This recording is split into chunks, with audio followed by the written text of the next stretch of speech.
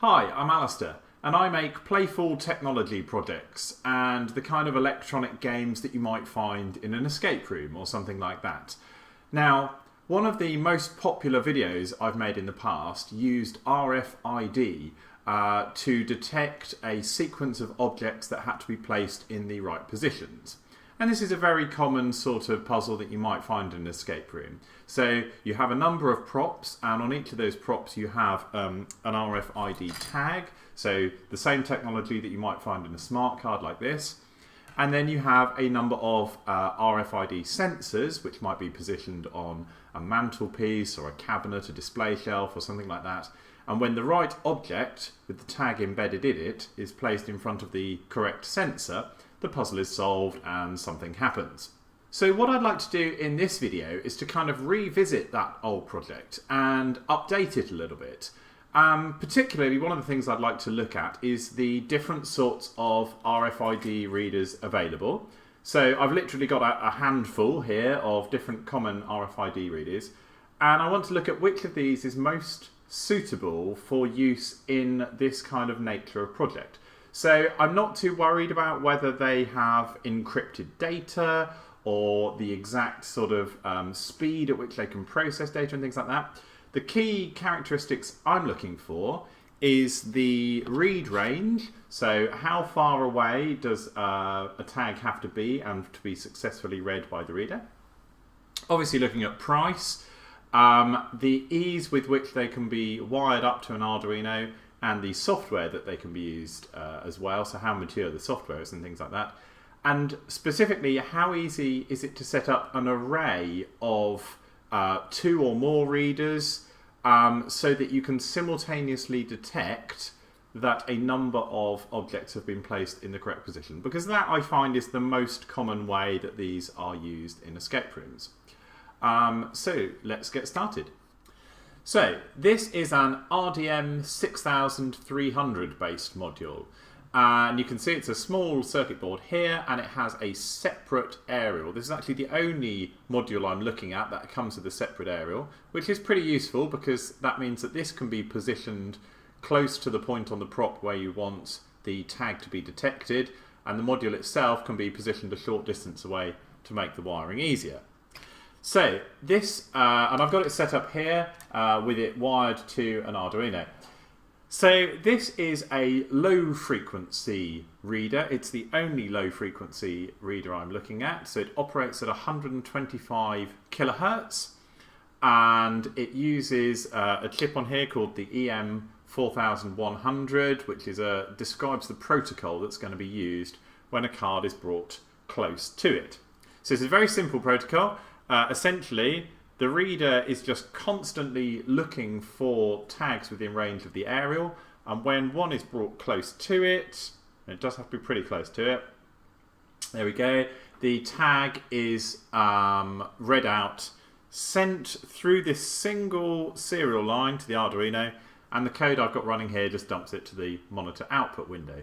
But what you could do is compare whether that tag that was read was equal to a particular code you were looking for, and then unlock a maglock or whatever you wanted. So the advantages of this are, it's really, really simple hardware wiring. There's a 5 volt supply and a ground wire and one wire going to the Arduino. So this comes out of the transmit pin here, and it goes to the Arduino serial connection. Now, one thing to notice here is that Arduino Unos and Nanos only have one dedicated hardware serial connection, and I'm already using that in the USB lead here that's going to my PC. So I'm having to emulate a software serial connection on the pin that I've got connected to here. And this is where the limitations of this chip start to become a bit more obvious. It turns out it's really, really hard to reliably emulate more than one serial connection on an Arduino. You can try to do it, but when you do, what you'll find is that you get all sorts of problems with timer interrupts becoming out of sync, you get garbage data. So if you were trying to have an array of these readers, let's say, and they were all coming to different pins here, I found it is just, there is no way you can reliably detect all of the tags positioned at the same time. Now, it is possible to get Arduinos with more hardware serial connections.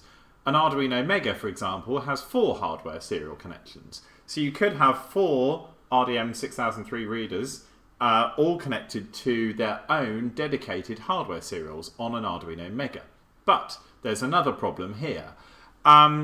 When a tag is brought close to the reader, it spits out the ID of the tag through that serial connection. But when the tag is removed, there's no corresponding event signal of any sort sent from the reader.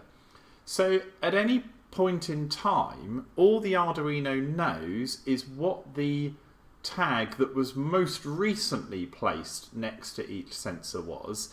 It doesn't actually know whether it is currently there or not. And there's no way of polling the sensor to ask, can you see a tag right now or not? All you get is a message to say, a tag's been detected right now, and then you won't get anything again until another tag has been detected. So for that reason as well, I'm afraid that these have pretty limited usage.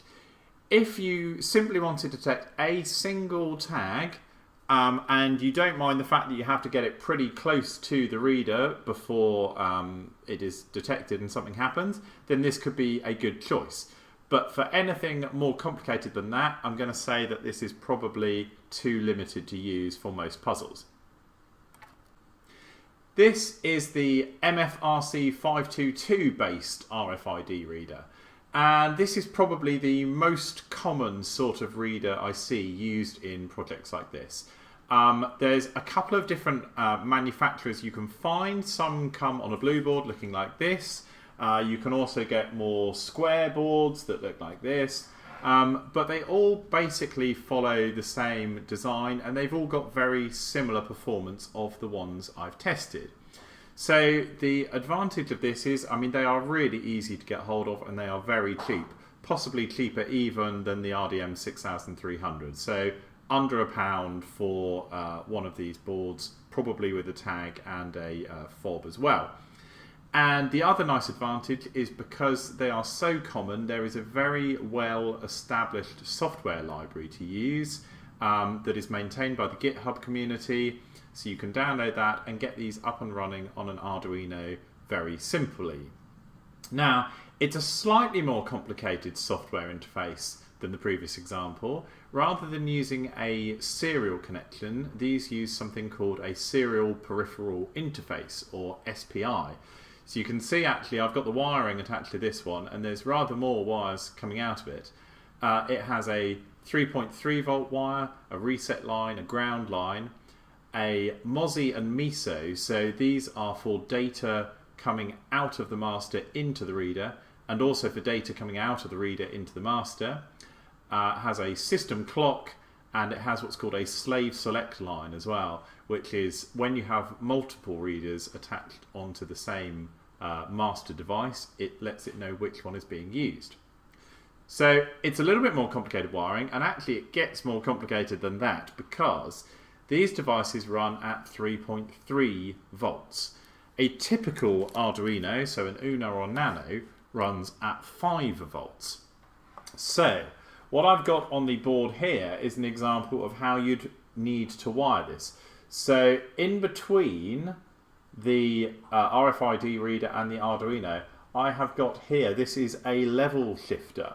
So this accepts 5 volt logic on this side and gives out 3.3 volt logic on this side. In fact, this is a bidirectional logic shifter, so it works both ways. And you're going to need to put this on all of the lines where the Arduino sends a high signal to the RFID reader. Now, in my previous video using these kind of devices, I didn't put one of these in it. What I found is that some MFRC 522 readers are 5 volt tolerant and some are not. So it will never be bad to put one of these in. It will not harm your project if it's unrequired, and it certainly will help it if it turns out that you don't have a tolerant one. So I'll include that in the wiring to show you how this is devised. So it's really easy to have an array of as many of these as you can. So each reader will need a dedicated slave select line on the controlling device. So you're limited somewhat by the number of GPIO pins available, but you could easily get 10 readers, maybe an array coming off a single Arduino. If you really wanted more than that, you could actually set up a few Arduinos, each looking at batches of 10, and then poll those from another master Arduino. Or you could have a multiplexer that switched between them. So very extensible, slightly more complicated wiring, but the software itself is very easy to use and very mature. The only sort of downside, I'd say, is that the read range is still not as good as you might want it to be. So if I bring this card in a bit closer, it reads about there. So that is about 4, maybe 5 centimeters. A little bit better than the RDM 6300, but perhaps still not as good as you'd like it to be if you were mounting this and then you had some kind of a panel or a wood plate or something, and then the prop is on top of it. Now, I can tell you a way to improve the read range of these boards slightly, and it works for these blue board styles, which are the most common ones. And what you need to do is look on the front at the components that are marked L1 and L2 that are just here on the side, and these are inductors. And what I found is that the inductors that typically come soldered on the board are actually not the optimum value ones. If you were to desolder those and in their place solder on a inductor that has a slightly higher current value, which is what I've done on this board here, you can actually improve the read range to about 5 or 6 centimeters. Still not perhaps as good as you'd want, but it is a relatively easy way of improving the read range. The only problem is that I found out the cost of those replacement inductors itself is possibly another couple of dollars on top of the base value here. So you're sort of thinking, well, by the time I'm paying that, and if you're not great at soldering surface mounted components either, there's a risk attached, maybe you should look at one of the other types of reader available. And that brings us on to this reader. So this is a PN532. This is a newer chip than the MFRC 522. You can see it's on a physically much larger board, and it's also significantly more expensive. So this board is more like about £10 to buy one of these. So what improvements do you get for that? Well, the first thing you notice is actually a lot more going on the board here. And one of the reasons for this is that it has a choice of interfaces to go to the Arduino. It has a serial UART connection, like the RDM 6300 did. It has an SPI connection, which is what we used for the MFRC 522. And it also has an I2C connection. Now, that in theory sounds like a great thing. Whereas SPI required quite a lot of wires, it had that MOSI, MISO, the system clock, the slave select line. I2C requires only 2 wires to go between any number of devices that are on the I2C bus. So it has a clock line and a data line, and they're both bidirectional, so it carries data from the master to the slave and back again. Sounds perfect. So, you know, if you were designing some kind of setup that had a number of readers, the thought of needing only 2 wires to go between each one sounds great. But there's a massive problem with the implementation of I2C on this board. And the problem is, in order to be able to address a particular component via I2C, you need to know its unique address. And every device has an address, and it's normally set using a jumper on the board or something like that. This particular board has no jumper. It has a fixed address, which is always 48. And every single board you buy will use the same I2C address, 48. So because of that, there's no way that you can use more than one of these using the I2C connection. Because they'll all have the same address and there'll be no way to uniquely identify them. So The I2C connection itself, you can still use it if you have other I2C devices on the network. So if you had, I don't know, a temperature gauge or some gyroscope or something that used I2C, but you can't use more than one of these types of boards using I2C, which is super annoying. So I'm using the SPI connection as I was for the MFRC 522. So basically you don't get to get the benefit of that I2C at all. And when I bring a card close, well, it's about the same read range as the 522 was. To be honest, it's about 4 or 5 centimeters. The board itself is obviously physically much larger, which means it's actually harder to include in props. I'd rather have a smaller board that I can position where I wanted to. It has some other features about it. I mean, the chip itself does more of the processing of the card, freeing up your Arduino clock cycles to do other things. But to be honest, I've never ever found that to be an issue with the 522 boards anyway. It supports a lot more protocols as well, so it supports the whole range of MIFARE protocols and N tags and all these things. But I don't really care for any of that. All I want to do for an escape room puzzle is to be able to read the ID of a tag. And for that, to be honest, this offers nothing over the MFRC 522, and in some ways it's actually worse because it's physically harder to use. So that is not really something I could recommend either. This is the PN5180 chip-based RFID reader. And if you just wanted to know the answer to the question, what's the best RFID reader I should be using in my escape room puzzles, you probably could have just skipped to this bit of the video, because in my opinion, here it is. So this is the newest chip of all the readers which I've looked at. You can see the board itself physically is very similar to the board of the RC522. It's ever so slightly longer, but other than that, looks very, very similar. And it too has an SPI connection.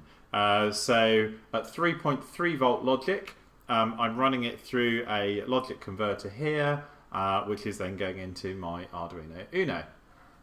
So the significant difference about this board compared to all the others is the read range. So if I take my card here and I slightly bring it closer to the reader, and I'll stop there. Right, okay, so the card has been detected there, and if I just sort of show you that distance there, that is about 15 centimeters, I would say. And the other thing is, you also get a notification when the card has been removed. So, unlike the RDM 6300, the library for this, I can poll to say what card is present at the time, had the card been removed. I can set up an array of them over SPI, just as I did with the MFRC 522. But it has a significantly greater read range. Now, the only disadvantage I would say of these particular boards is because they're new, they're relatively hard to get hold of. They're also about the same price as the PM532, so they're about sort of £8 each for one of these boards, which is still not a lot of money, to be honest. The biggest disadvantage though is because there isn't much software support available yet. They're so new, there's not very many libraries, and the libraries have not been so robustly tested. So I'll give you a link to the library which I'm using, which is still very much under active development at the moment. But it seems to work pretty well from my tests so far. The other thing to note about this, although this card looks very similar to the card I was using in the last test, it's actually a slightly different card because this uses the ISO 15693 format, whereas the MFRC 522 and the PN532 used the ISO 14443 format. So they look really similar. They look identical. They operate on the same frequency, so they're both 13.56 megahertz high frequency RFID readers, but they actually use a different protocol, and that means you will need to have tags, either fobs or cards like this or stickers that use that correct protocol in order to get the benefit of that enhanced read range. But I've only been using these a moderately short amount of time, but I have yet to find any problems with them. I find them pretty reliable. Like I say, the software is evolving, but if I was to make a recommendation today, I'd say you should definitely be looking at using these readers in your projects. So I hope you found that a useful kind of roundup and comparison of the different features of different RFID readers available, so you can make a choice in your next project. If I had to summarise, I'd say an RDM 6300 like this might be a good choice if you want the easiest, simplest and cheapest way of reading a single tag to an Arduino. If what you wanted is the most kind of tried and tested method of reading a whole lot of tags, you might go for the MFRC 522 still. It's the most widely used, there's lots of examples available. The only problem is the relatively short reading range still. If you wanted the most kind of cutting edge, most advanced and the longest reading range currently available, it would definitely have to be the PN 5180. And I don't know. I don't really know when you'd ever want to use this. It's not the smallest, it's not the easiest to use, it's not the cheapest, and about half the features it claims to do, it's kind of scuppered anyway, so don't bother. And thank you very much for watching, and I hope you found that useful.